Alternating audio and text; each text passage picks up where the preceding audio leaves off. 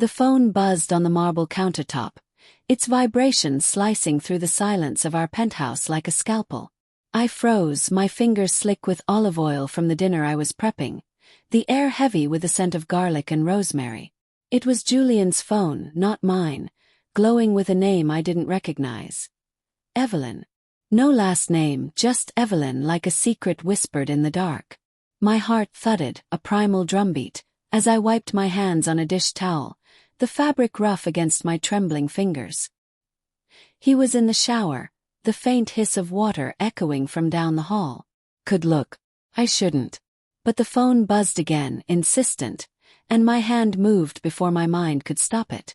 Meet me tonight. Same place. Don't keep me waiting. The words seared into me, each one a needle piercing the fragile trust I'd stitched together over 10 years of marriage. Julian, my husband, the man who'd lifted me from a crumbling life into his world of wealth and promises, had always said I'd never survive without him. "You're nothing without my money, Lila," he'd sneered once during a fight, his voice velvet over steel. I'd laughed it off then, chalking it up to his temper.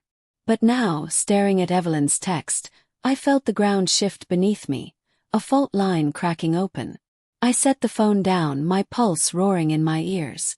The penthouse felt too big, its floor-to-ceiling windows framing a glittering city that suddenly seemed foreign.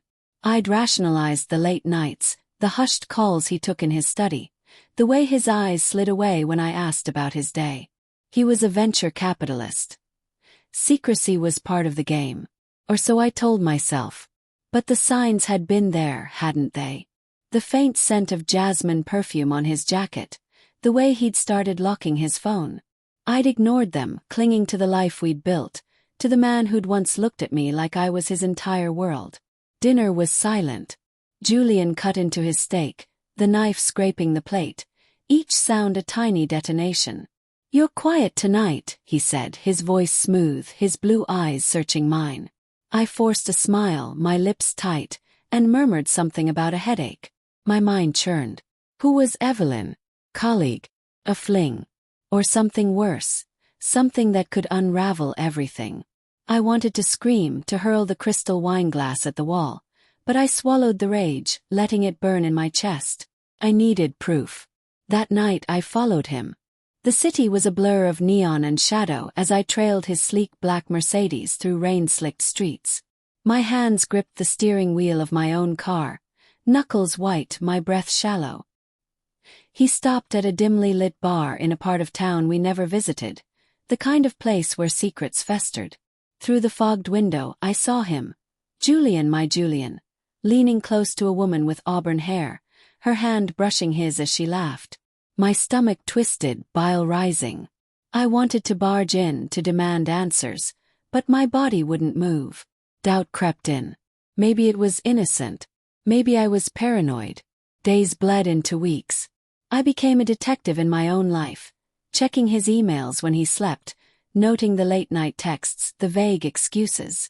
Each clue was a splinter under my skin, sharp but not deep enough to bleed. I hated myself for doubting him, for loving him still, for the way my heart ached when he kissed my forehead and called me darling. But the truth clawed its way out. A hotel receipt in his briefcase. A second phone hidden in his gym bag. And then the final blow. An email to Evelyn, sent from his personal account, professing love, promising a future. The night I confronted him, the penthouse felt like a mausoleum. "Who is she?" I asked, my voice steady despite the storm inside. He froze, his glass of bourbon halfway to his lips. The silence stretched, taut as a wire.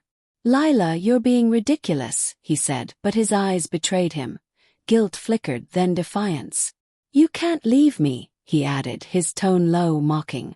"You'd be nothing without me." I laughed, a sharp, broken sound. The betrayal wasn't just Evelyn. It was the years he'd spent convincing me I was less than him, a trophy to be polished and displayed. But in that moment, clarity burned through the pain. I didn't need his money, his name, or his lies. I had myself. 6 months later I stood in my own office, a startup I'd built from the ground up, my name on the door. Julian's empire was crumbling, whispers of fraud, a mistress scorned, a house of cards collapsing. I'd found Evelyn too, and learned she wasn't the first. But I didn't hate her.